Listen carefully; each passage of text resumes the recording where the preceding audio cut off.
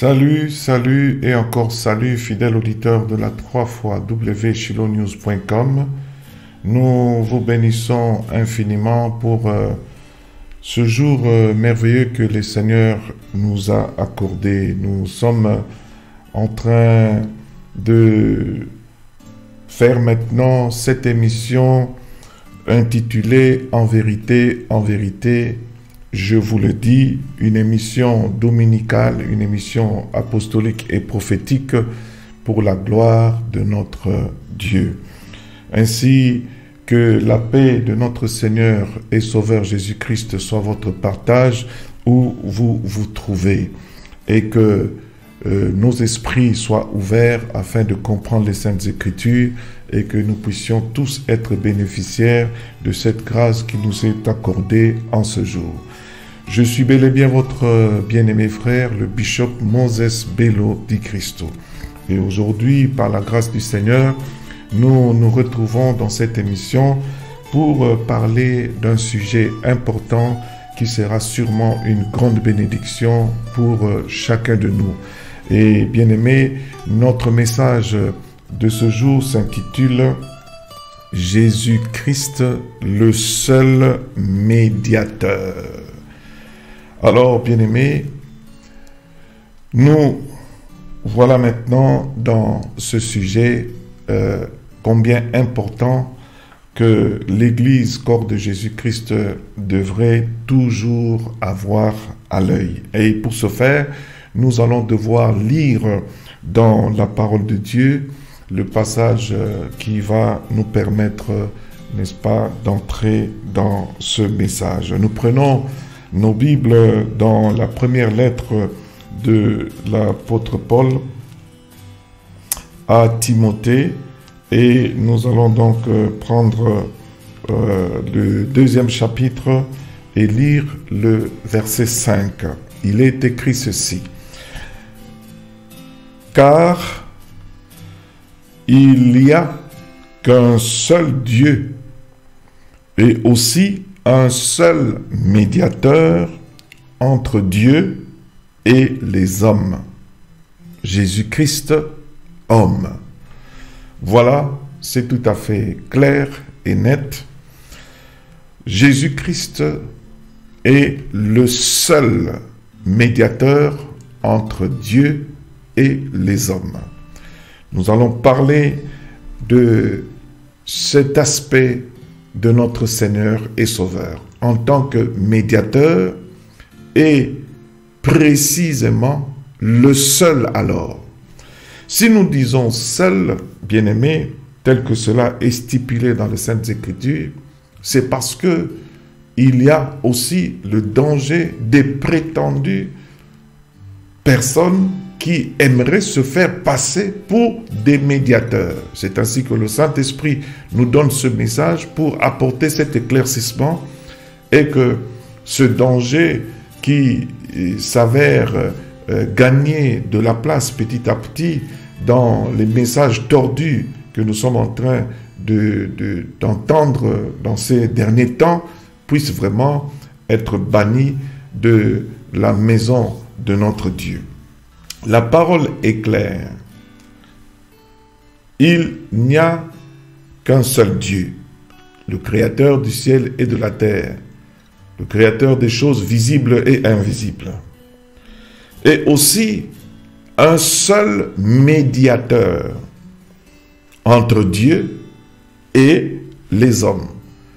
Et c'est celui-là qu'on appelle Jésus-Christ, homme. Homme, parce que c'est celui-là qui est la parole qui a été faite chair.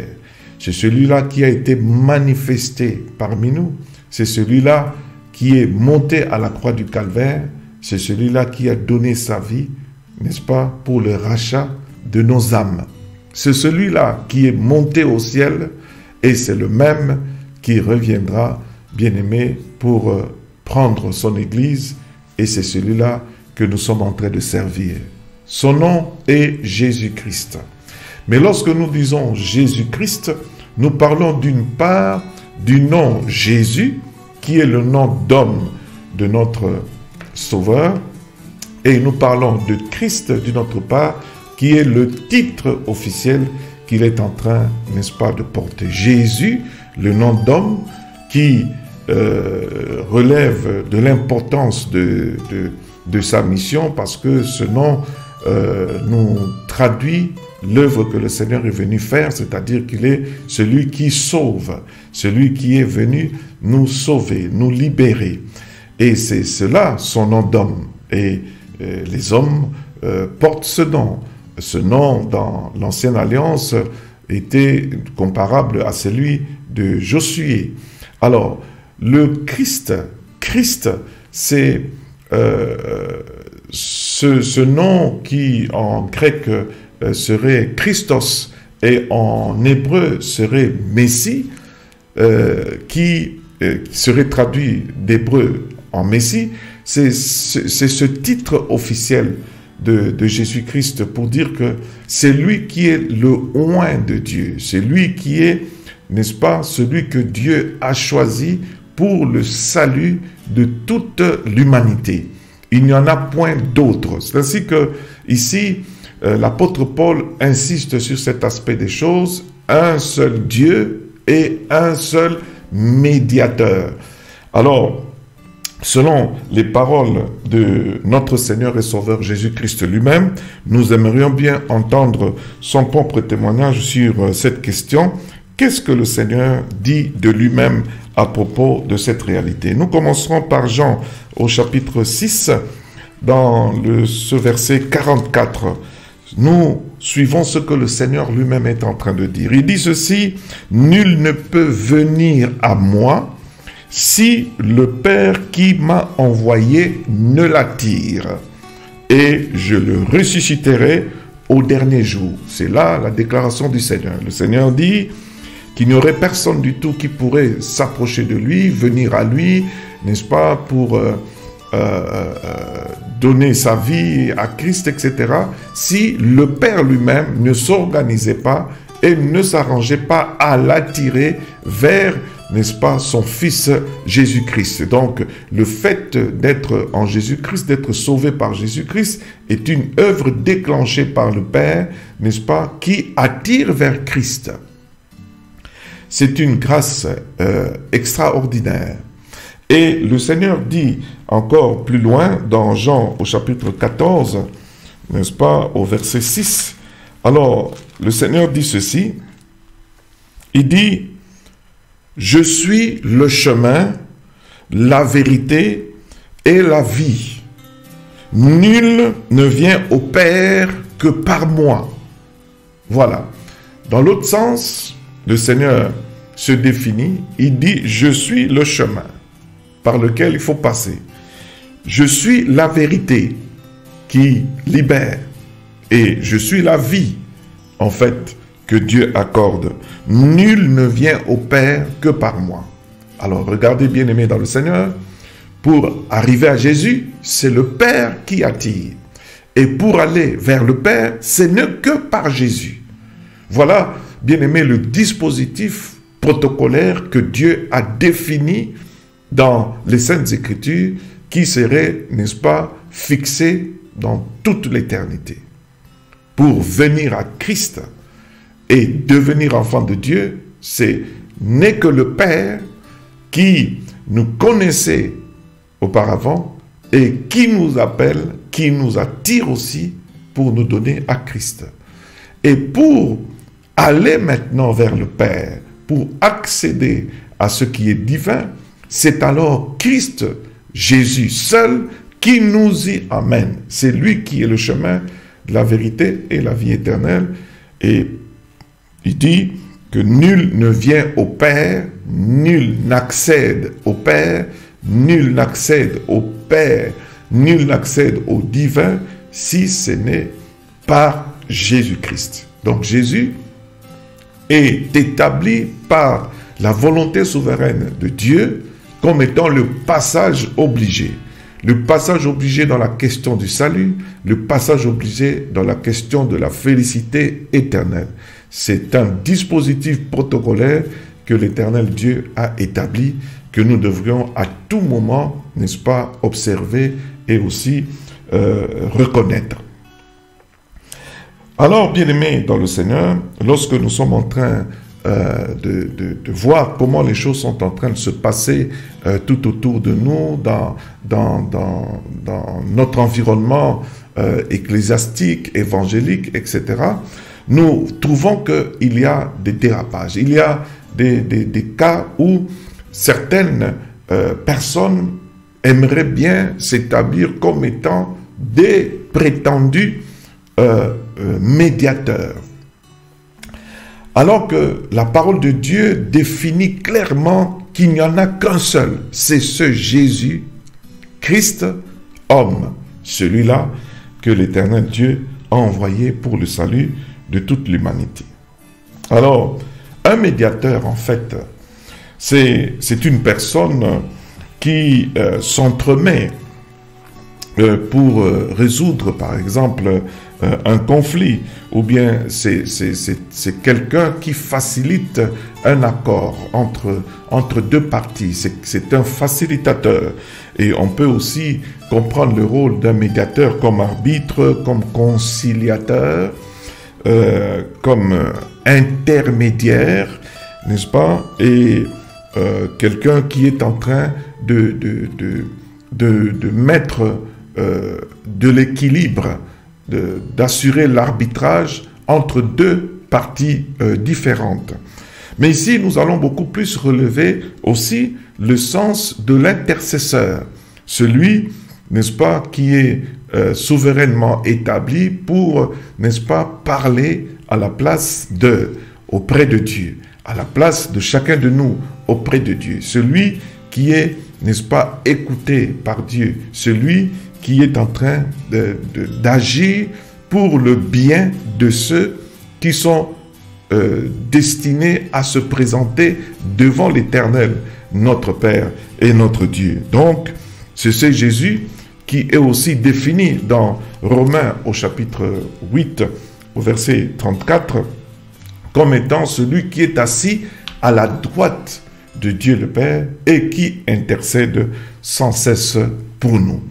Et c'est très important de comprendre cela et de saisir cela et de s'attacher à cette vérité, de manière à ce que l'on ne tombe pas dans le filet des hommes trompeurs, que l'on ne tombe pas dans le filet des faux docteurs qui ont la flétrissure dans leur conscience et qui sont, n'est-ce pas, occupés à égarer, n'est-ce pas, une multitude, n'est-ce pas, de ceux qui aimeraient bien appartenir à notre Dieu, à notre Créateur. Bien-aimés dans le Seigneur, nous voyons qu'il est dit dans la parole de Dieu, dans Matthieu, au chapitre 24, que j'aimerais lire. Je prendrai les versets, si vous permettez, 23 et 24, pour que nous essayions de voir quel genre de dérapage aurait déjà été prévu, n'est-ce pas, ou bien annoncé, qui serait, n'est-ce pas, réalisé sur la terre.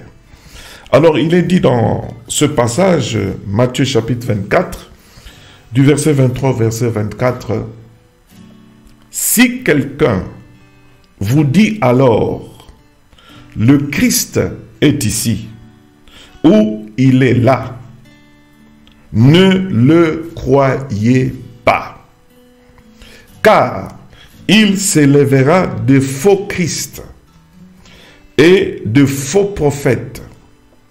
Ils feront des grands prodiges et des miracles, au point de séduire, s'il était possible, même les élus. » Alors, bien-aimés, là revient à dire que la parole de Dieu nous révèle qu'il y aurait donc à veiller sur cette question. Les gens pourraient porter le nom de Jésus-Christ. Parce que le nom de Jésus-Christ, je venais de le dire, est un nom d'homme. Un humain normal peut porter le nom de Jésus-Christ. Il y en a eu dans les Saintes Écritures, dans l'Ancienne Alliance, il y a eu des hommes qui se sont appelés Josué. Ce n'est pas un problème, c'est un nom d'homme. C'est un nom comme Jean, Luc, Marc, etc. Donc, un être humain peut bien porter ce nom de Jésus. Il y en a eu aussi, même dans la Nouvelle Alliance, parce que c'est un nom d'homme. Mais personne ne pourrait se prétendre Christos. Personne ne pourrait se prétendre Messie. Personne ne pourrait se prétendre le oint choisi par Dieu pour le salut de l'humanité. C'est ainsi que Jésus précise que je suis le chemin, l'unique. Je suis la vérité et je suis la vie éternelle. Et nul, alors nul, ne peut prétendre venir au Père, être en communion avec le Père, accéder au Père, bénéficier, n'est-ce pas, de la présence du Père, si ce n'est par moi. Donc, bien-aimés dans le Seigneur, que l'on puisse trouver le nom de Jésus-Christ porté par un commun de mortels, cela est tout à fait normal, ce n'est pas grave. Mais que quelqu'un puisse prétendre qu'il serait la voie par laquelle les hommes devraient accéder au Père, accéder au divin, accéder au ciel, c'est là qu'il y a le problème. C'est ainsi que on ne nous parle pas ici de faux Jésus, mais on nous parle de faux Christ. Si quelqu'un vous dit alors, le Christ est ici, il est là, ne le croyez pas. On peut nous dire que, n'est-ce pas, il y a un homme là-bas qui s'appelle Jésus, il y a un homme là-bas qui s'appelle Yehoshua. Il n'y a pas de problème, c'est un nom d'homme. Mais si l'on nous disait qu'il y a le Christ ici, qu'il y a le Christ là-bas, c'est-à-dire Christ qui signifierait le passage obligé pour accéder au Père, n'est-ce pas, le seul qui serait choisi par Dieu pour que l'on puisse accéder au Père, le seul qui serait oint par Dieu pour accéder au Père. Alors, bien-aimés, la parole de Dieu nous prévient et nous dit, n'y allez pas, ne croyez pas en cela. Cela est tout à fait clair et tout à fait défini, n'est-ce pas, dans les Saintes Écritures. Ici, il est dit, car il s'élèvera de faux Christ, c'est-à-dire des gens qui vont prétendre que le salut est obtenu aussi par eux. Et c'est là maintenant que il nous est demandé d'avoir le discernement, de comprendre qu'est-ce que, n'est-ce pas, ces personnes sont en train de donner comme message. Quand est-ce que vous avez affaire à un faux Christ? Quand est-ce que vous avez affaire à un charlatan, à quelqu'un, n'est-ce pas, qui est en train d'égarer, n'est-ce pas, les autres? Bien-aimés, ce n'est pas parce que quelqu'un aurait porté le nom d'homme qui serait le même que Jésus, mais c'est quand quelqu'un, dans sa pensée, dans sa parole et dans ses actions, est en train d'opérer en se faisant passer pour étant un passage obligé, n'est-ce pas, une condition sine qua non pour que les hommes puissent accéder au divin ou bien accéder au salut. C'est alors en ce moment-là que nous avons affaire à une fausseté. Nous avons affaire donc à un faux Christ. Et il y en a aujourd'hui, bien-aimés dans le Seigneur, plein qui sont en train d'égarer d'autres dans ce sens-là. Des gens qui ont la pensée ou bien le message qui veut simplement dire que si vous ne venez pas dans ce que je suis en train de dire, si vous n'adhérez pas dans le message que je suis en train de livrer, si vous ne venez pas là où je me trouve, où je fais le travail, si vous n'adhérez pas dans la communauté dans laquelle je me trouve, si vous ne passez pas par telle et telle personne, n'est-ce pas, qui est prétendu oint par Dieu de ceci, comme ceci ou comme cela, alors vous ne pourrez pas accéder, n'est-ce pas, au Père, vous ne pourrez pas accéder au divin, vous ne pourrez pas être sauvé, vous ne pourrez pas être guéri, vous ne pourrez pas être, n'est-ce pas, dans la bénédiction, vous ne pouvez pas accéder à quoi que ce soit qui vienne de la part de l'Éternel. Alors, sachez, bien-aimés dans le Seigneur, que dans ce cas-là, vous êtes en face d'une fausseté, vous êtes en face d'un faux Christ. Et c'est ainsi que le Seigneur me donne la grâce d'insister sur ce thème, d'insister sur cet aspect des choses pour prévenir, n'est-ce pas, beaucoup de ceux-là qui ne sont pas en train de faire attention à ces choses. Le Seigneur a dit, soyez prudents comme le serpent. Soyez prudents. La prudence devrait être à l'ordre du jour dans la vie des enfants de Dieu. Les enfants de Dieu devraient être, n'est-ce pas, très vigilants parce que il y a, n'est-ce pas, cet aspect de l'adversaire qui va introduire, n'est-ce pas, des fausses doctrines, des doctrines de démons, qui va introduire, n'est-ce pas, par la séduction, ce genre de croyances qui vont égarer beaucoup de gens. Il faudrait bien que nous puissions signifier cela. Donc, c'est la parole qui nous prévient et qui nous dit, n'est-ce pas, que ces faux Christ et ces faux prophètes feront des grands prodiges et des grands miracles. C'est à partir de là que nous pouvons comprendre que les grands prodiges et les grands miracles ne seront plus la preuve de l'approbation de Dieu. Ce n'est pas parce qu'il y a miracle, ce n'est pas parce qu'il y a prodige que cela signifie que Dieu est en train d'approuver la personne qui est en train d'accomplir ces miracles ou ces prodiges, ou que Dieu est en train d'approuver absolument ce qui est en train de se faire. Pourquoi? Parce que dans ces derniers temps, il y aura aussi des miracles et des prodiges mensongers. Alors, quand on n'est pas trop bien affermi dans le Seigneur et qu'on est dans la situation où des miracles et des prodiges sont en train de s'opérer, on ne se pose plus la question de l'origine de ces miracles. On ne se préoccupe plus du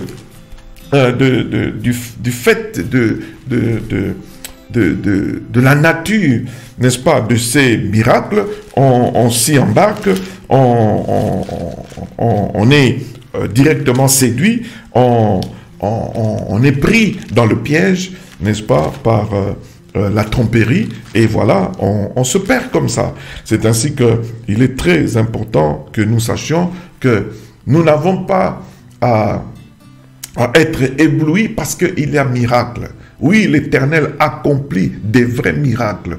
Oui, l'Éternel accomplit des vrais prodiges, n'est-ce pas, qui accompagnent la parole que ses enfants sont en train de répandre dans le monde. Mais ce miracle, Dieu n'en fait pas une carte de visite pour dire, voilà, c'est là ce qui démontre l'authenticité de ce qui est en train de se faire de sa part. Mais, n'est-ce pas, l'adversaire essaie de vendre cela comme étant ce qui détermine réellement les choses dans le Seigneur. Il est dit dans 2 Thessaloniciens, bien-aimés dans le Seigneur, au chapitre 2, à partir du verset 3, ceci: que personne ne vous séduise d'aucune manière, car il faut que l'apostasie soit arrivée auparavant et que l'on ait vu paraître l'homme impie, le fils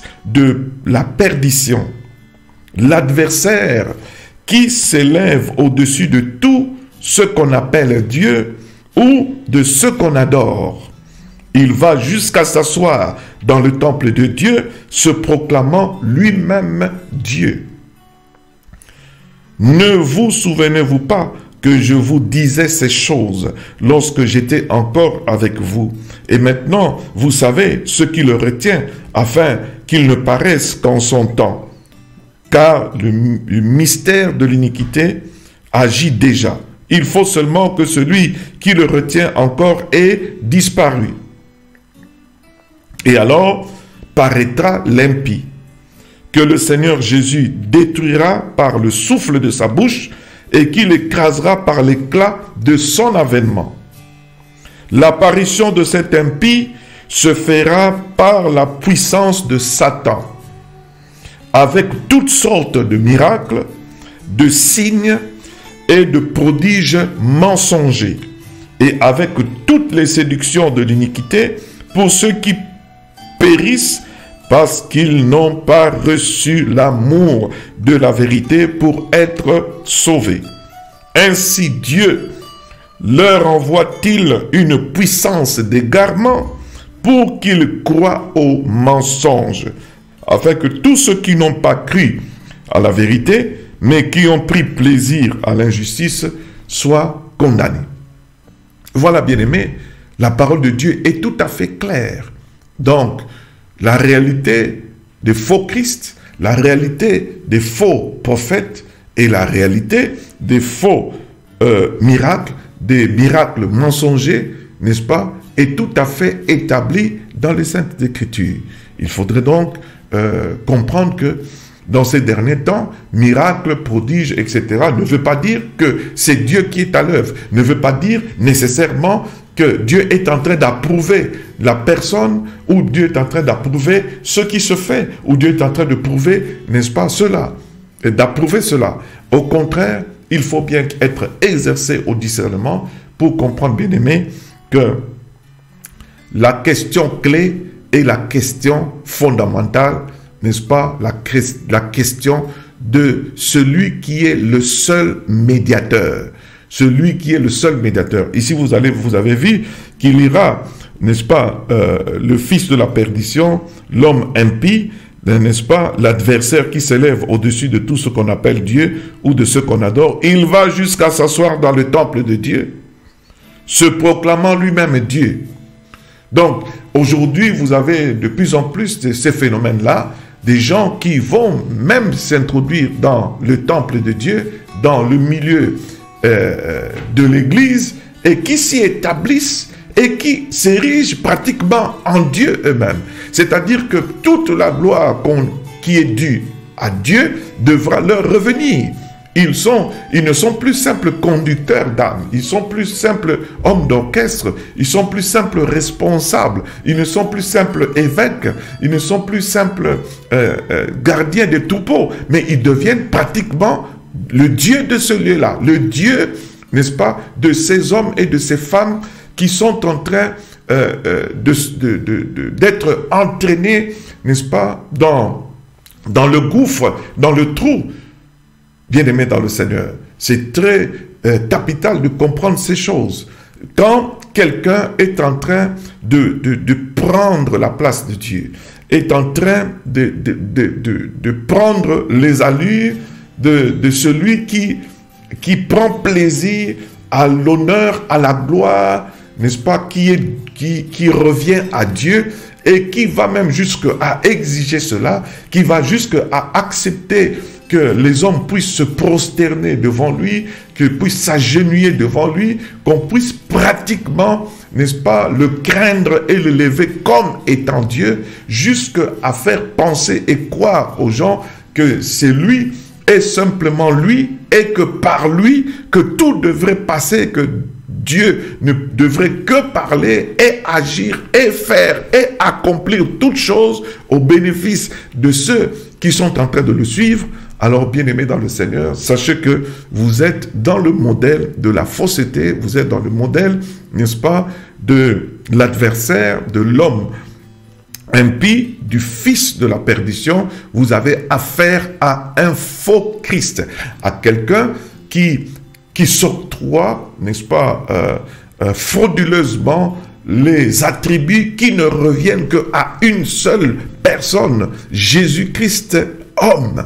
Et cela est très, très important pour comprendre cela. Et lorsque on n'est pas bien affermi et qu'on est en train de vivre ces choses, on ne s'en rend pas compte. Mais il y en a de plus en plus qui gardent, n'est-ce pas, la confession du nom de Jésus, qui continuent à parler de la Bible, etc., mais qui, dans leur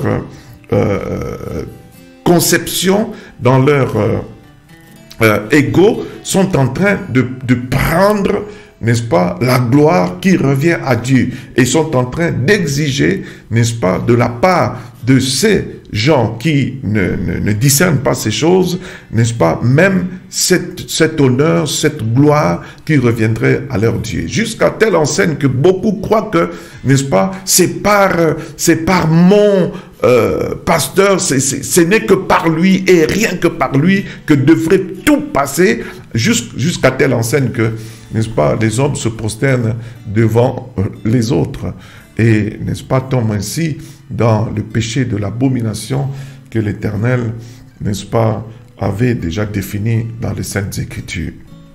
Alors, ainsi, nous voyons dans ces derniers temps beaucoup de gens qui sont devenus en fait esclaves alors que Jésus serait venu pour les libérer, selon qu'il a dit que si c'est le Fils qui vous a franchi, vous serez réellement libres. Mais ces gens sont revenus, n'est-ce pas, dans la servitude de ces hommes trompeurs, dans la servitude de ces faux Christ, de ces faux prophètes, de ces faux, n'est-ce pas, ministres, n'est-ce pas, qui se déguisent carrément en ministres de Jésus-Christ, qui continuent à utiliser le nom de Jésus-Christ alors qu'en réalité, ils sont remplis de passion de soi-même et ils sont en train d'ériger dans les différents milieux dans lesquels ils sont en train d'opérer des empires, n'est-ce pas, pour leur père, en fait, l'adversaire, le diable. Et alors, c'est là qu'ils se font adorer, c'est là qu'ils se font des incontournables pour prendre carrément la place de Christ. Ils prétendent dans leur message qu'ils sont incontournables. Si tu ne passes pas par ceci, si tu ne prends pas ce que je te donne, si tu ne viens pas là où nous prions, si tu ne passes pas par notre église, c'est-à-dire si tu ne passes pas par lui, si tu ne passes pas par son église, si tu ne passes pas par son ministère, si ce n'est pas lui qui prie pour toi, si ce n'est pas lui qui impose la main, tout ce qui se fait n'est pas valable. Il faut absolument que ce soit lui et par lui. Alors, bien-aimé, c'est là justement la séduction qui est en train de courir maintenant dans ces temps derniers. Et c'est ainsi que le Seigneur, connaissant toutes ces choses, nous a prévenus. Il faut bien garder, n'est-ce pas, la tête froide et comprendre, bien-aimé, qu'il n'y a qu'un seul Dieu et qu'il n'y a qu'un seul médiateur entre Dieu et les hommes. Il n'y a que Jésus qui soit le seul intermédiaire, le seul, n'est-ce pas, qui est établi par le Père lui-même pour que nous puissions, n'est-ce pas, accéder au Père. Parce que pour accéder à Jésus, c'est le Père qui nous attire, et pour accéder au Père, c'est le Fils qui nous y amène, et personne d'autre. C'est ainsi que tout ce que nous faisons en parole et en priant, en parole ou bien en œuvre, nous le faisons au nom de Jésus-Christ pour la gloire de Dieu le Père. Ainsi, bien-aimés, nous ne manquerons pas d'insister et de dire clairement que ce Jésus, c'est celui-là que le Père a défini comme étant, n'est-ce pas, le seul chemin, la vérité et la vie éternelle. Dans Philippiens, nous rappellerons, excusez-moi, ceci, bien-aimés dans le Seigneur, ce Jésus, à partir du verset 6, existant en forme de Dieu, il n'a pas regardé son égalité avec Dieu comme une proie à arracher. Il est Dieu, mais il n'a pas regardé son égalité avec Dieu comme une proie à arracher. Mais dans les hommes trompeurs, dans les séducteurs, vous allez voir que leurs efforts sont dirigés vers une reconnaissance qui leur octroie une position plus que, n'est-ce pas, le commun de mortels, afin de ressembler à Dieu. Ils sont dans la démarche n'est-ce pas, de se mesurer à Dieu, d'être vu, accepté et compris comme étant Dieu. Et c'est un phénomène qui est maintenant établi et qui commence petit à petit à être accepté par tous. Accepté, n'est-ce pas, à cause de l'ignorance qui est en train de courir dans ces derniers temps. Alors, bien-aimés, n'est-ce pas, il y a ces hommes que je définirais, selon les Saintes Écritures, ces hommes trompeurs, parce que la parole les identifie comme étant comme tels, ces hommes trompeurs, qui prétendent qu'ils auraient une alliance spéciale avec l'Éternel Dieu, une alliance spéciale avec Dieu, qu'ils auraient fait une alliance formidable, fantastique, spéciale, extraordinaire, que les autres, n'est-ce pas, prétendus enfants de Dieu, n'ont pas fait avec Dieu. Alors, bien-aimés, on prétend qu'il y aurait l'existence d'une alliance qui serait plus forte que l'alliance qui lie tous les enfants de Dieu avec le Père, en Jésus-Christ. C'est-à-dire que, n'est-ce pas, on est en train ici de diminuer l'alliance, n'est-ce pas, dans le sang de Jésus-Christ, l'alliance nouvelle et éternelle qui est en train de lier, n'est-ce pas, tous les rachetés de la croix et le Père en Jésus-Christ, son Fils. Pourquoi? Parce qu'il y a parmi ces rachetés de la croix certains qui prétendent qu'ils ont encore fait une autre alliance, une alliance spéciale, une alliance qui fait que lorsque les gens viennent à eux, ce n'est que par eux et avec eux et à travers eux que ces gens-là ne peuvent être bénis, ne peuvent accéder à quoi que ce soit qui serait venu de la part du Père. Et bien aimé, c'est vraiment malheureux, c'est vraiment triste de voir, n'est-ce pas, des milliers de gens, des masses de gens qui sont en train d'accepter, n'est-ce pas, ces choses-là. Mais nous ne sommes pas trop surpris parce que nous venions de voir tantôt dans la lecture que nous venions de faire dans 2 Thessaloniciens au chapitre 2 du verset 3 jusqu'au verset 12, nous sommes en train de voir qu'en fait, on n'est manipulable que, écoutez bien, bien-aimés dans le Seigneur, tel que cela a été signifié ici, avec toutes les séductions de l'iniquité pour ceux qui périssent parce qu'ils n'ont pas reçu l'amour de la vérité pour être sauvés. On devient manipulable, on devient victime de la séduction des hommes trompeurs parce qu'on n'a pas reçu l'amour de la vérité.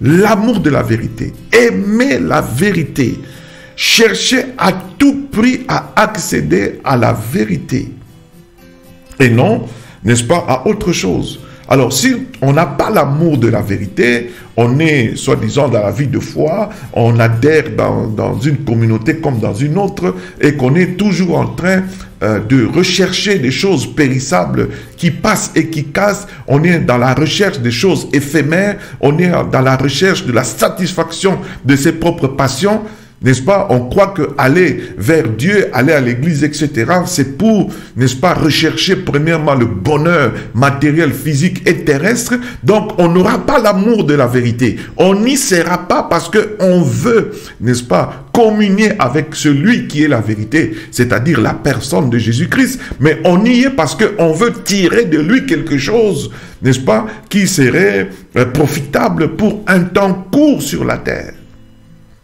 C'est aimer ce qu'il donne, mais ne pas aimer celui qui donne. C'est ça un peu cette motivation des gens qui sont en train de s'égarer et qui deviennent facilement victimes des hommes trompeurs. Ils n'ont pas reçu l'amour de la vérité pour être sauvés. Si vous n'aimez pas la vérité, mais vous aimez ce que Christ est en train de donner, vous êtes, n'est-ce pas, en train de vous égarer. Aussi Dieu leur envoie-t-il une puissance d'égarement. Voilà ce qui leur arrive. Pourquoi des milliers de gens sont en train de suivre des hommes trompeurs? Nous voyons, nous constatons que c'est de l'arnaque. Mais cette arnaque est en train de fonctionner. Pourquoi? Non, nous trouvons la réponse dans les Saintes Écritures. Dieu lui-même, Dieu ici, pas l'adversaire, Dieu lui-même, si vous n'avez pas l'amour de la vérité, qu'est-ce que Dieu fait? Dieu lui-même leur envoie une puissance d'égarement. C'est Dieu qui s'organise, qui s'arrange que lorsque vous n'avez pas l'amour de la vérité, vous n'aimez pas la vérité qui est Christ, la vérité qui libère et qui donne la liberté qui est réelle, alors Dieu lui-même vous envoie une puissance d'égarement. Dit la parole, pour qu'ils croient au mensonge. Dieu vous aide à croire aux mensonges. On vous dit des bobards, on vous raconte, n'est-ce pas, des fausses choses, on vous donne des faux messages, mais vous les acceptez facilement. Pourquoi? Parce que c'est Dieu qui est en train de vous aider, simplement parce que vous avez manqué l'amour de la vérité. Vous n'aimez pas la vérité, mais vous aimez autre chose, n'est-ce pas, pour satisfaire à vos passions. C'est ainsi que Dieu envoie une puissance d'égarement pour que ces gens qui n'ont pas l'amour de la vérité puissent croire aux mensonges. Ils croient aux mensonges. Ils croient aux mensonges en termes de message. Ils croient aux mensonges en termes de prodiges. Ils croient aux mensonges en termes de miracles. Ils croient aux mensonges. C'est-à-dire tout ce que l'adversaire veut faire d'eux en termes de mensonges, ils y adhèrent. Ils y adhèrent parce qu'ils sont comme ça.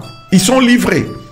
Et ça, ce n'est pas la disposition que devraient avoir les vrais enfants de Dieu, les vrais nés de nouveau, les vrais rachetés de la croix, afin que tous ceux qui n'ont pas cru à la vérité, mais qui ont pris plaisir à l'injustice, soient condamnés.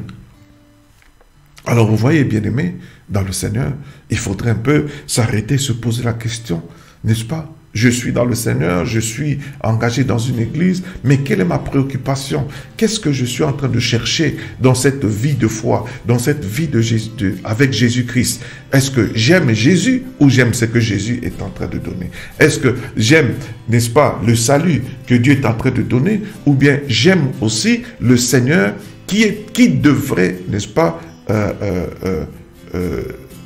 déterminer, n'est-ce pas, les règles et les normes de ma vie ici sur terre.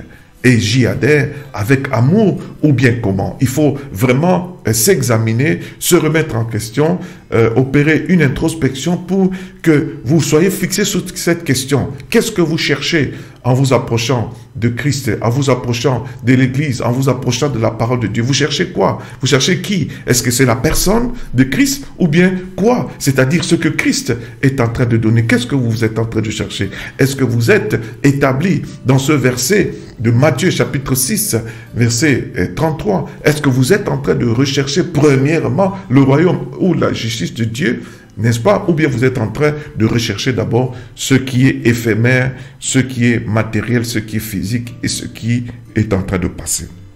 C'est une question très importante que chacun de nous devrait, n'est-ce pas, éclaircir dans sa propre vie. Alors Jésus, existant en forme de Dieu, il n'a pas fait de démarche pour qu'on accepte que c'est lui Dieu. Jésus ne s'est jamais présenté quelque part pour dire, voilà, c'est moi, Dieu, moi je suis ceci, moi je suis cela. Il n'a rien prétendu.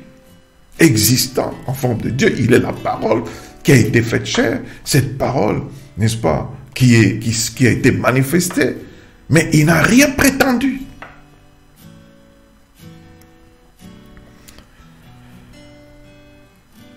Il n'a point regardé son égalité avec Dieu comme une proie à arracher, mais il s'est dépouillé lui-même en prenant une forme de serviteur. Celui qui est Dieu se dépouille lui-même, ne se fait pas prétendument reconnaître comme étant Dieu, mais se dépouille lui-même en prenant une forme de serviteur. Il se met au service des autres. En devenant semblable aux hommes. Il fait en fait la démarche contraire, n'est-ce pas, de ceux qui sont en train aujourd'hui de s'ériger en Dieu. Un homme incontournable, incontestable. Homme ayant une alliance particulière qui serait au-dessus de l'alliance nouvelle et éternelle dans le sang de Jésus-Christ. Pour dire que Dieu m'a donné un mandat extraordinaire, c'est dans ce mandat-là que vous trouvez tout ce que Dieu est en train de donner et de dire pour vous. C'est de l'arnaque spirituelle.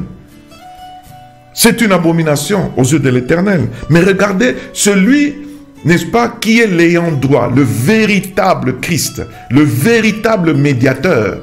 Regardez sa démarche. Il se démarque, n'est-ce pas, de son égalité avec Dieu.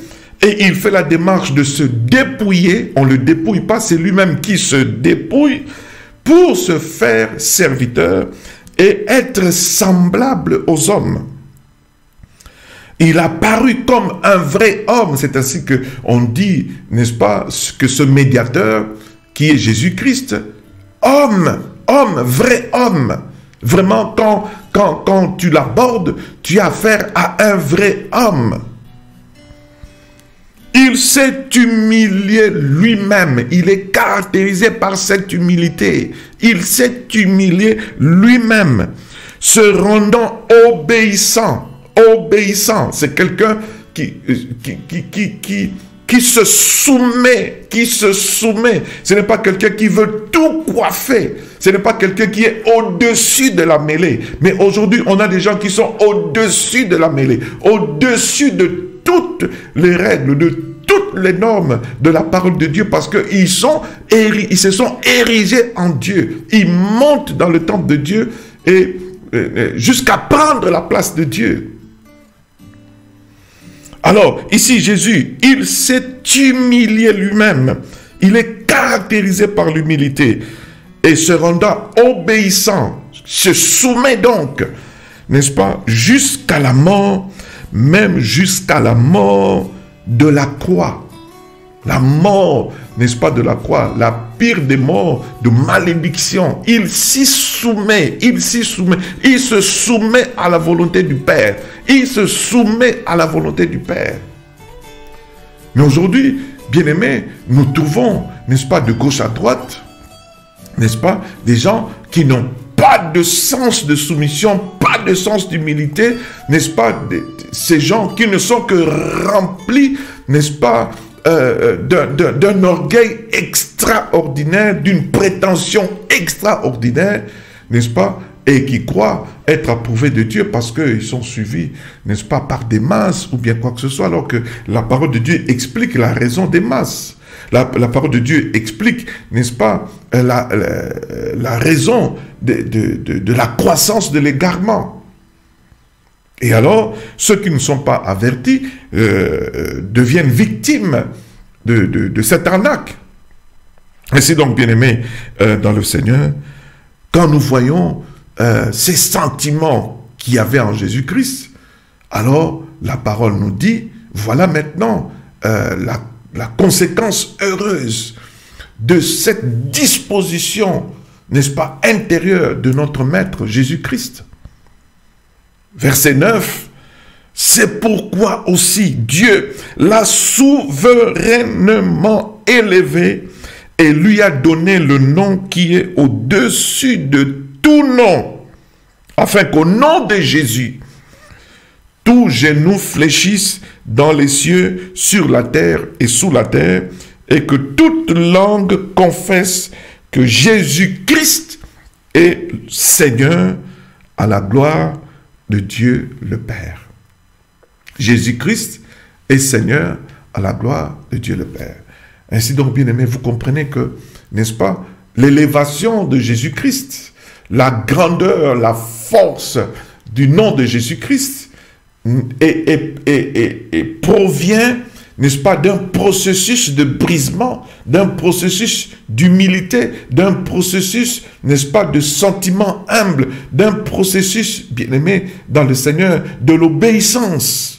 C'est ce qui caractérise le Maître, c'est ce qui caractérise, n'est-ce pas, sa personne. C'est ainsi que cela est tout à fait évident que, n'est-ce pas, son élévation puisse être si glorieuse, parce que cela satisfait pleinement le cœur, n'est-ce pas, du Père. C'est tout à fait clair. Mais là maintenant, bien-aimés, vous avez, n'est-ce pas, des situations où des individus, des personnes prétendent être vraiment au-dessus de la mêlée, au-dessus des lois, des règles et de tout. Pourquoi? Parce qu'ils sont dans une alliance quelconque extraordinaire, parce qu'ils ont rencontré Dieu, Dieu leur a dit des choses, et ce n'est que par eux que les choses doivent se faire, ce n'est que par eux que Dieu est en train de parler, d'agir et de faire. Et bien aimés, ne soyez pas éblouis et ne soyez pas étonnés, c'est de la tromperie, c'est de l'arnaque. La parole de Dieu est tout à fait claire. Lorsque vous êtes dans le Seigneur et que vous êtes habité par le Saint-Esprit, vous êtes conduit par le Saint-Esprit, vous êtes donc, n'est-ce pas, supposé vivre dans la liberté et vous n'avez pas à vous mettre sous un autre joug, n'est-ce pas, tel que la parole de Dieu est en train de le définir. Je lis quelque part dans Éphésiens au chapitre 4, n'est-ce pas? Si vous êtes vraiment perfectionné, voilà les bénéfices de votre perfectionnement, jusqu'à ce que nous soyons, verset 13, nous soyons tous parvenus à l'unité de la foi et de la connaissance du Fils de Dieu, à l'état d'homme fait, à la mesure de la stature parfaite de Christ. C'est ainsi qu'il est très important, en tant qu'enfant de Dieu, de vous laisser perfectionner, d'aller au pied de Jésus-Christ pour recevoir une part qui ne vous sera jamais ôtée. Que vous soyez enseignés, que vous connaissiez les Écritures, que vous sachiez ce que votre Père a dit dans les 7 Écritures, que vous lisez la parole, que vous méditez la parole, que vous maîtrisez cette parole, que vous devenez des maîtres dans cette parole, afin que vous ne soyez pas si facilement victimes, n'est-ce pas, de la tromperie des hommes, parce que l'adversaire a mis, n'est-ce pas, tout en œuvre dans ces derniers temps pour perdre, n'est-ce pas, beaucoup d'entre nous. Ici, il est dit que vous accédiez, vous parveniez à l'unité de la foi, à la connaissance du Fils de Dieu, à l'état d'homme fait, à la mesure de la stature parfaite de Christ. Ainsi, nous ne serons plus des enfants flottants et emportés à tout vent de doctrine.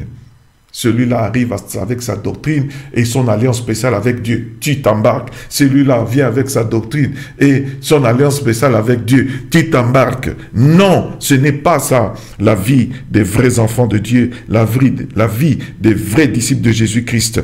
Par la tromperie des hommes, par leur ruse dans les moyens de séduction. Mais en professant la vérité dans l'amour, nous croîtrons à tous égards en celui qui est le chef, c'est-à-dire Christ. Bien-aimés dans le Seigneur, c'est tout à fait clair que le Seigneur est en train de nous prévenir que les choses que nous sommes en train de voir aujourd'hui, qui se font, n'est-ce pas, sont des choses que Dieu avait déjà énoncées dans les Saintes Écritures pour nous prévenir et que nous ne soyons pas victimes de ces choses-là. Ainsi, bien-aimés, Dieu nous donne la grâce de venir vers vous pour partager ces choses et que nous puissions fixer ces choses.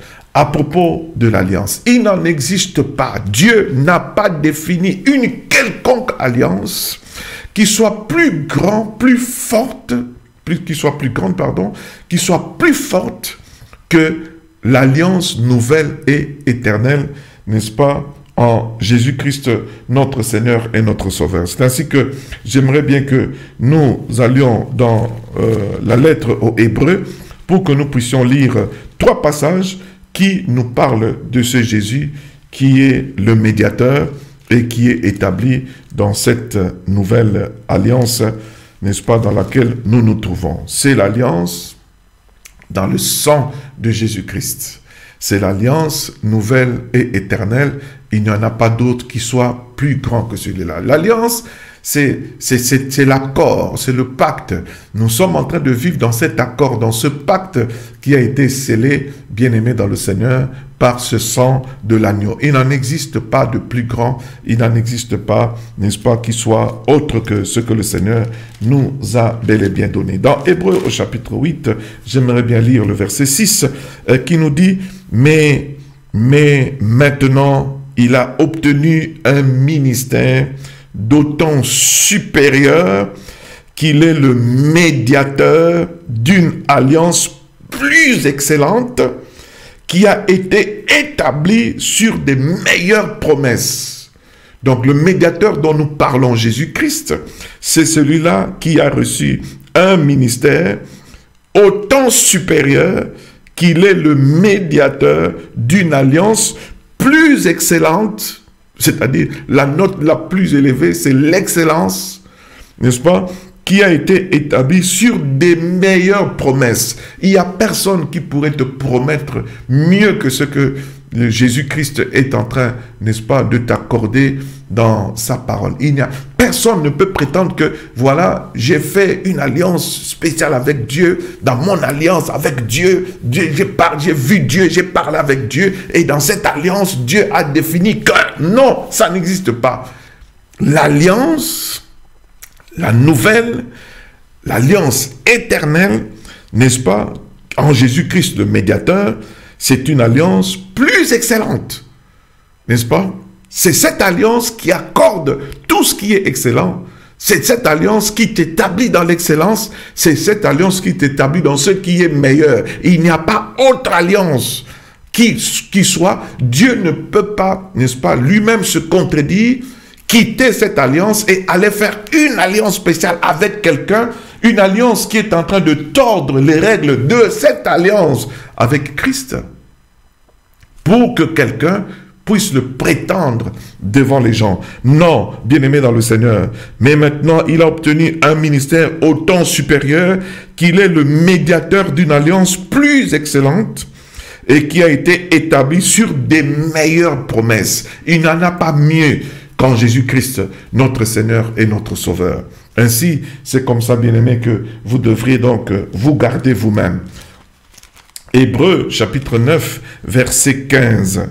Je vous donne ces passages de méditation. Hébreux, chapitre 9, verset 15. Nous lisons cela pour la gloire de notre Seigneur. Et c'est pour cela qu'il est le médiateur d'une nouvelle alliance, afin que la mort étant intervenue pour le rachat des transgressions commises sous la première alliance, ceux qui ont été appelés reçoivent l'héritage éternel qui leur a été promis. L'héritage éternel, nous l'avons dans cette alliance avec Dieu, cette nouvelle et cette éternelle alliance avec Dieu en Jésus-Christ, notre médiateur. C'est très important. Ce n'est que Jésus, n'est-ce pas, qui est en train d'intercéder pour nous, qui se fait accepter par Dieu pour notre compte. C'est lui qui est notre avocat, c'est lui qui nous défend, n'est-ce pas, le mieux possible. Personne d'autre ne peut prendre la place que Jésus est en train d'occuper. Personne d'autre ne peut plaider notre cas, notre situation mieux que le Seigneur. Personne d'autre ne peut prétendre nous aimer plus que le Seigneur. Personne d'autre ne peut prétendre nous donner plus que ce que Jésus peut nous donner. Et c'est comme ça que vous reconnaîtrez que vous êtes en face d'un homme trompeur, vous êtes en face d'un faux Christ, d'un faux prophète, d'un faux ministre, n'est-ce pas, dans le Seigneur. Alors, nous allons lire le chapitre 12 au verset 24 pour que nous puissions commencer à atterrir, n'est-ce pas, dans notre message. Il est dit, Jésus qui est le médiateur de la nouvelle alliance et du sang de l'aspersion qui parle mieux que celui d'Abel. Personne ne peut parler mieux, n'est-ce pas, pour toi, devant l'Éternel. ni même le sang d'Abel ne peut se comparer au sang de Jésus-Christ qui est en train de parler. Le sang de Jésus est en train de crier, de parler. Jésus est notre intercesseur, n'est-ce pas, par excellence. Jésus est en train de parler pour nous. Jésus est notre avocat auprès du Père. Jésus est en train d'intercéder pour nous. Il est assis à la droite du Père. Il est le médiateur. Il n'existe pas d'ange. Il n'existe pas d'homme. Il n'existe aucune autre entité qui puisse prétendre prendre la place du Christ en tant que médiateur. Il n'existe pas, n'est-ce pas, d'homme ou de femme, n'est-ce pas, élevé dans une dignité quelconque, n'est-ce pas, pour prétendre qu'ils sont plus saints que les autres et qu'en tant que saints, ils peuvent, n'est-ce pas, prendre la place de Jésus et se pointer à la position de faire la médiation entre les hommes et Dieu. Dieu a tout, n'est-ce pas, réglé sur cette question, et Dieu a dit dans 1 Timothée au chapitre 2 verset 5 qu'il n'y a qu'un seul Dieu et un seul médiateur entre, n'est-ce pas, Dieu et les hommes, c'est Jésus-Christ qui est homme. Ainsi donc, bien-aimés dans le Seigneur, toutes les tentatives de vous faire croire qu'il existe une autre alliance spéciale que quelqu'un peut traiter avec Dieu qui soit plus que l'alliance dans laquelle vous vous trouvez. L'alliance dans le sang de Jésus-Christ est une arnaque. Et toute personne qui prétend avoir une alliance particulière et que c'est seulement par cette alliance-là que les enfants de Dieu sont en train d'être bénis par lui, c'est de l'arnaque pure et simple. C'est quelqu'un qui est, n'est-ce pas, en train de s'ériger en Christ, d'où c'est un faux Christ, d'où c'est un faux prophète, parce que ce Jésus est, n'est-ce pas, le prophète par excellence, selon Hébreux chapitre 1er, verset 1 à 2. Autrefois, Dieu a parlé par nos pères, à nos pères, par les prophètes, mais aujourd'hui, Dieu nous parle par le Fils. Jésus est le souverain sacrificateur, le prêtre par excellence, selon Hébreux au chapitre 5, n'est-ce pas, versets 5 à 6, c'est lui qui est le souverain sacrificateur, n'est-ce pas, que Dieu a établi, et c'est lui qui est en train, n'est-ce pas, de faire le service qui est en train d'honorer le Père dans la présence de notre Père. Ici, il a été dit, n'est-ce pas, dans ce passage, tu es mon fils, je t'ai engendré aujourd'hui, comme il dit encore ailleurs, tu es sacrificateur pour toujours, selon l'ordre de Melchizedek. C'est ce Jésus qui est le roi des rois. C'est ce Jésus qui est le roi des rois, selon qu'il est écrit dans Luc au chapitre 1er, n'est-ce pas, l'accomplissement de la promesse de la royauté de cet enfant qui est venu, n'est-ce pas, ici, en parlant de sa royauté, il a été dit, n'est-ce pas, l'ange lui dit, ne crains point Marie, car tu as trouvé grâce devant Dieu, et voici tu deviendras enceinte, et tu enfanteras un fils, et tu lui donneras le nom de Jésus. Il sera grand et sera appelé fils du Très-Haut. Le Seigneur Dieu lui donnera le trône de David son père. Il régnera sur la nation, sur la maison de Jacob éternellement, et son règne n'aura pas de fin. Jésus, prophète, Jésus, prêtre, Jésus, alors roi des rois. C'est lui qui est le passage obligé, c'est lui qui doit être au centre de tout. Là où 2 ou 3 sont réunis en mon nom, dit le Seigneur, on ne peut pas le retrouver à côté, n'est-ce pas, ou bien dans les coffins. Je suis là au milieu d'eux, dit le Seigneur. C'est Jésus qui a toujours la place du centre, la place du milieu. Tout regard devra être braqué sur Christ, et toute tentative de vous détourner votre regard et de regarder vers un homme mortel, un commun de mortels qui veut se faire passer, n'est-ce pas, pour quelqu'un de sine qua non, alors sachez, bien-aimés dans le Seigneur, que vous avez affaire à un faux ministre de l'ennemi, du diable, qui est en train de chercher à perdre le plus grand nombre de gens, n'est-ce pas, ignorants, des gens qui n'ont pas l'amour de la vérité, mais qui vont aussi tomber dans ce piège et qui, par l'esprit de l'égarement, seront donc embarqués dans n'importe quel mensonge tel que nous venons de le définir aujourd'hui ici. Bien-aimés, c'est un plaisir pour moi de partager cette parole avec vous, parce que nous avons le devoir en tant que